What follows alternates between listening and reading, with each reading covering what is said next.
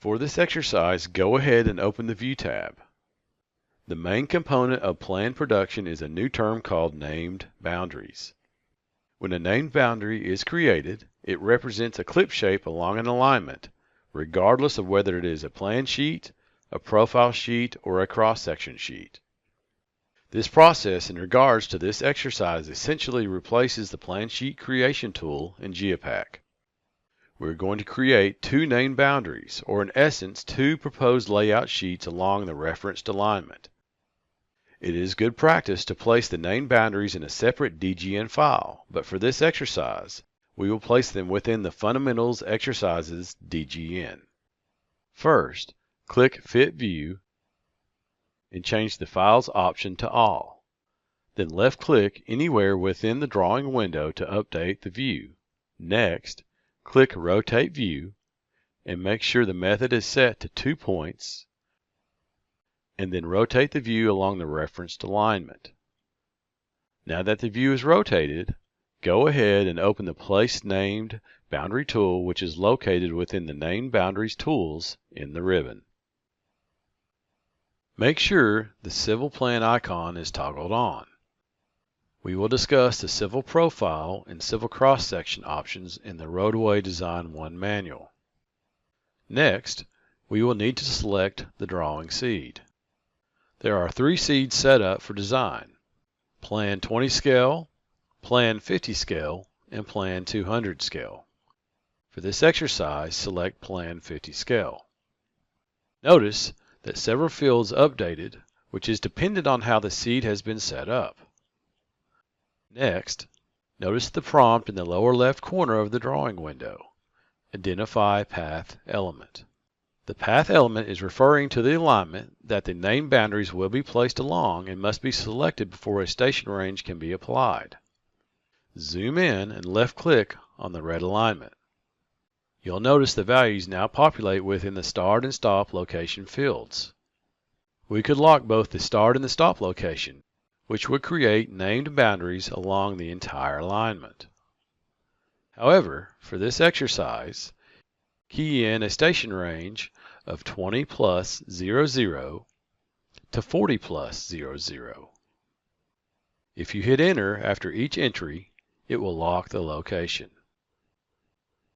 Next, key in UNESCO Plan -1 for both the named boundary and group name.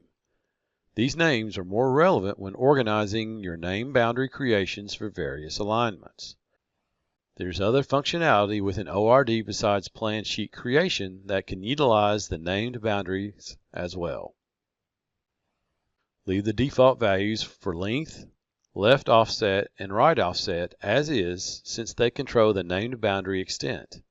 However, if you needed a shorter extent on a given sheet, one way to adjust is by editing these values here and recreating the named boundary. Go ahead and toggle on Create Drawing at the bottom, and by default, the Show Dialog toggle should also be on. Zoom out, and once again notice the prompt in the lower left corner of the drawing window. Identify path start point to place boundary. Left-click to accept the start location. Left-click a second time to accept the stop location. And left-click a third time to accept placement of the named boundaries. There should now be 2 gray named boundaries or clip shapes in your file. Because we toggle on Create Drawing, the Create Drawing dialog box should open automatically. One thing to point out, you can create 1 sheet per DGN file, but for this exercise we will create both sheets in the current DGN and accept all other default settings. At the bottom of the dialog box, toggle on Add to Sheet Index. Click the Browse button and expand your work set in the Plan Set folder. Scroll down and select the Proposed Layout subfolder and click OK. You could also add sheets to the sheet index by dragging the sheet models into the applicable subfolder. Go ahead and click OK and let it process. By default, the software will open the last sheet model that was just created. If you look in the sheet index, your work set should now have a number 2 in parentheses, which indicates there are 2 total sheets in the overall sheet index. This number will continue to increase when additional sheets are added.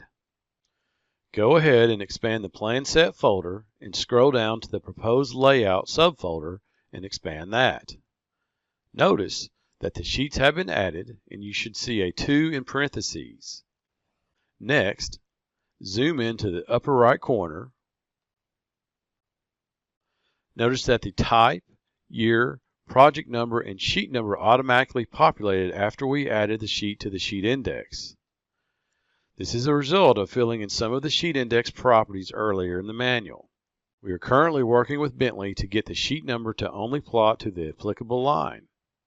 For now, manually delete the second and third sheet number.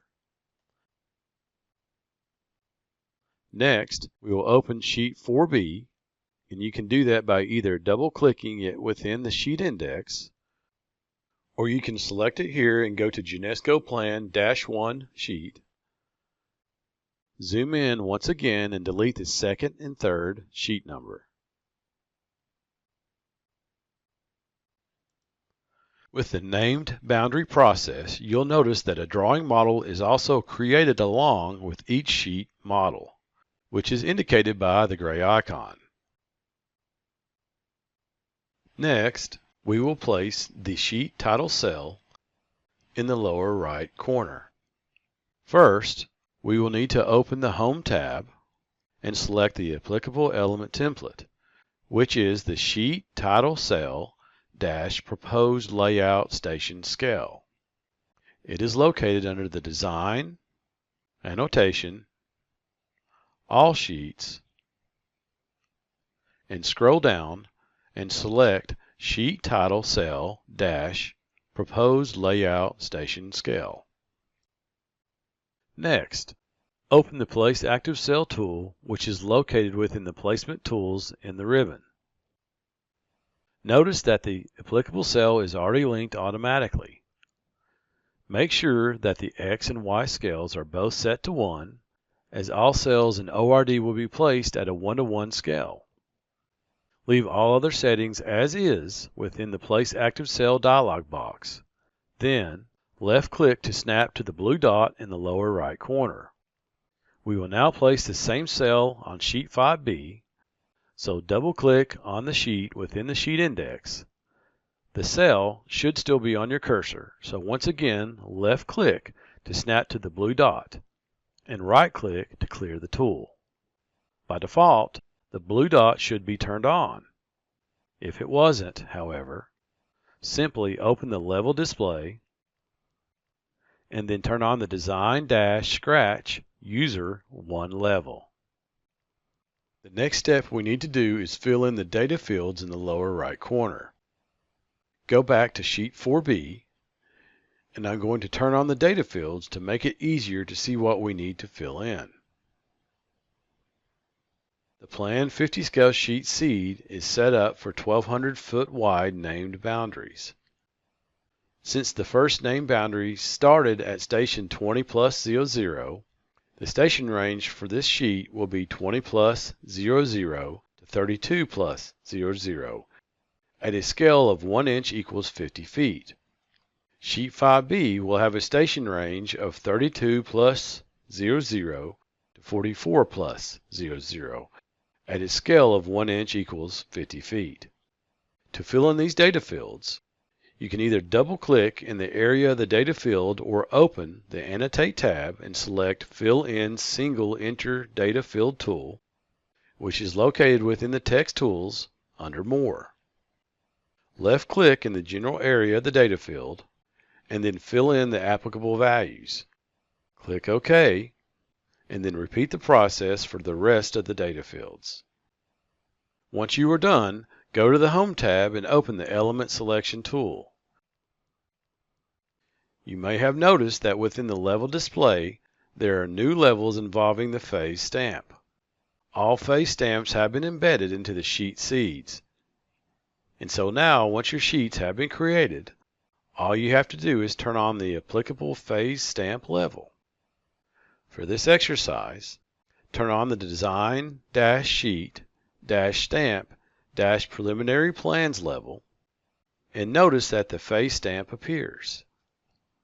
For consistency, turn on the face stamp for sheet 4B, and you'll notice that it appears here as well.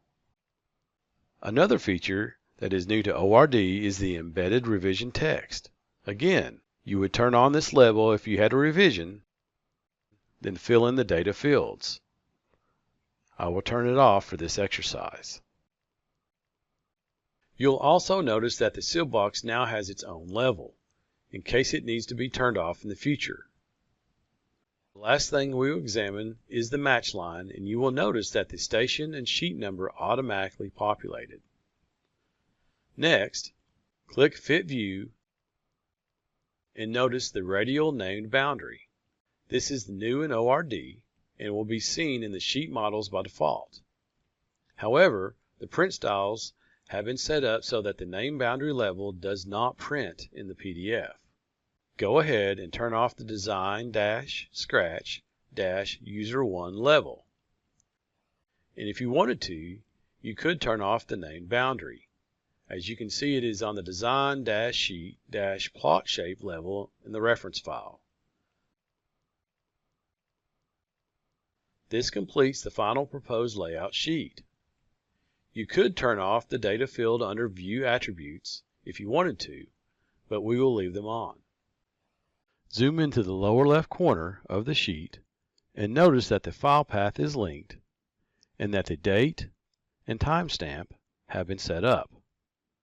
Those fields will not populate until the physical PDF has been created, which we will do later in the manual. Go ahead and switch back to the default model and then click Fit View and close the level display.